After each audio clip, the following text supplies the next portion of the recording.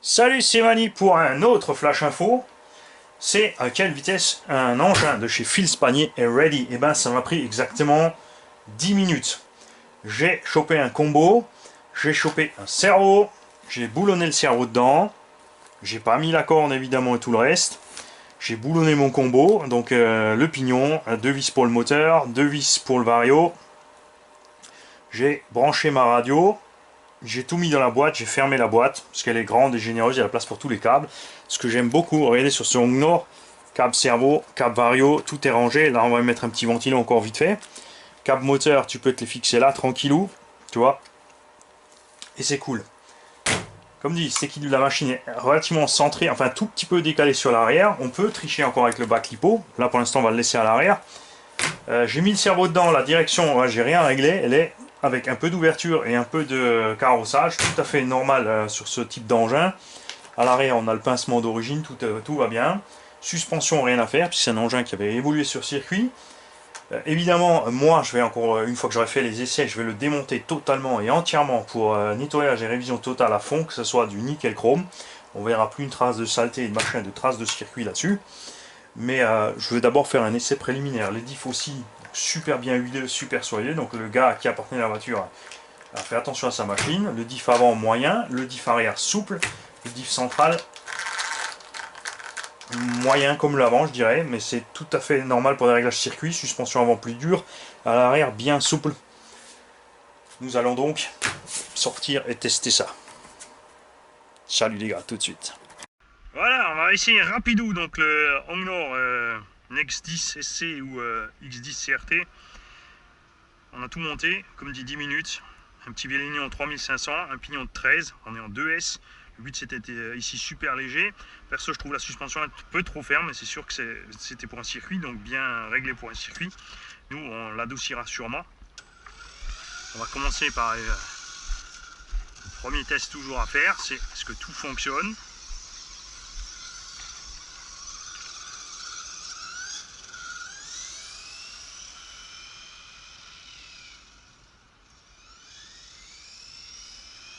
Voilà, en douceur.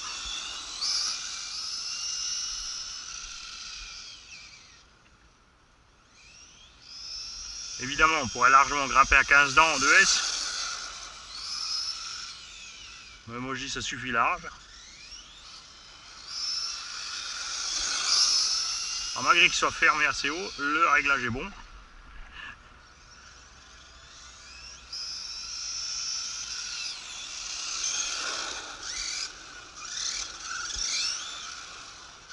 Il se comporte bien quand même sur la route. On va passer dans la pelouse.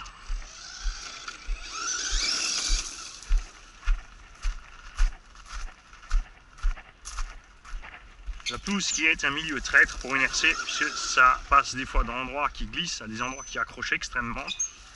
En plus, ça a tendance rapidement à ralentir à un dixième. Après un SC, c'est assez gros pour un dixième, donc ça va bien.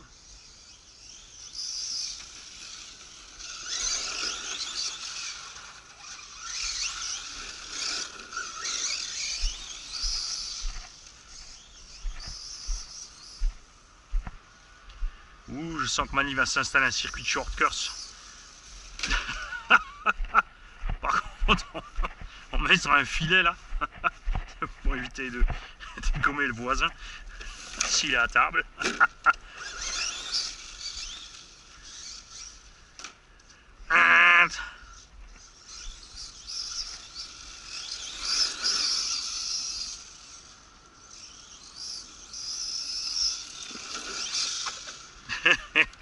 Voilà, ça c'est le piège dans le short course.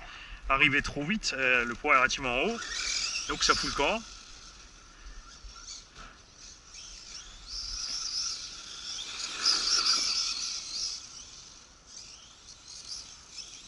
Donc bien freiner avant le virage, reprendre les gaz. Oh, oh mon droitier. Je vais me faire lyncher si j'y ouais, ça.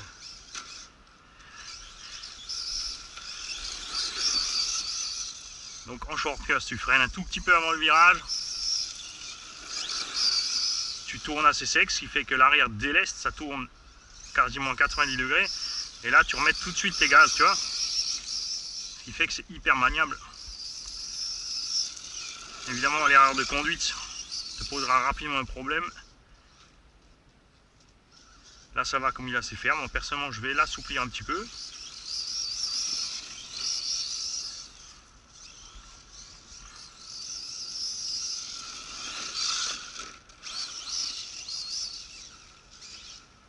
Ah, c'est fatal, tu te prends pas le temps, tu fais pas gaffe, c'est foutu.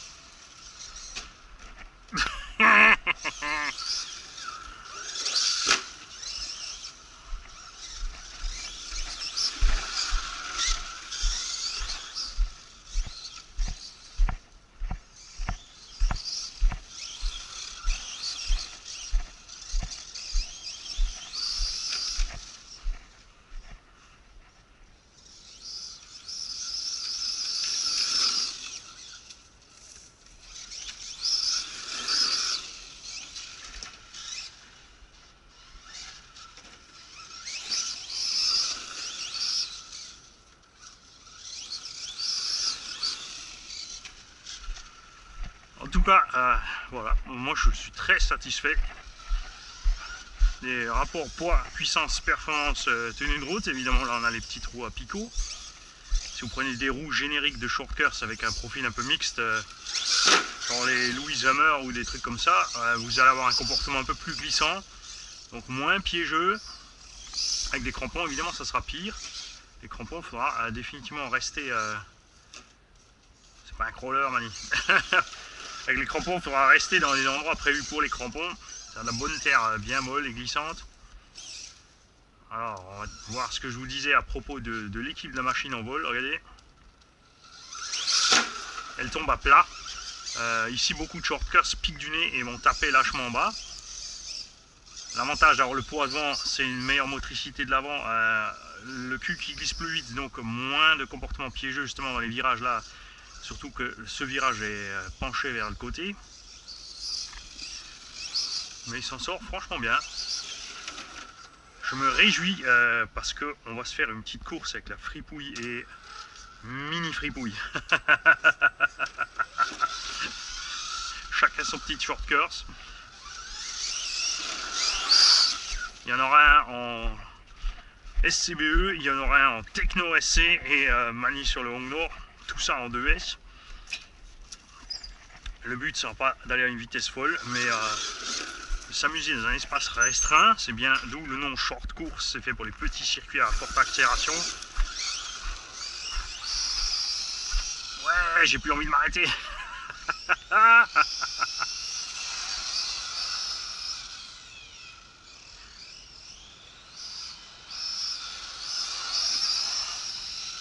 Je m'éclate. Écoute en Mani. Je vais peut-être laisser les suspensions un peu plus fermes parce que là, mine de rien, c'est vrai que si on met les Louise pistes, on rabaisse un peu la suspette, il n'y aura rien à faire.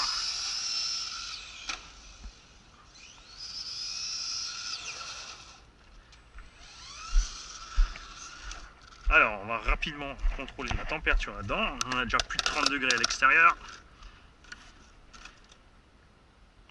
Bon, c'est un bélignon, ça chauffe, mais sans plus, ça va. L'hypo tranquille, câblage tranquille.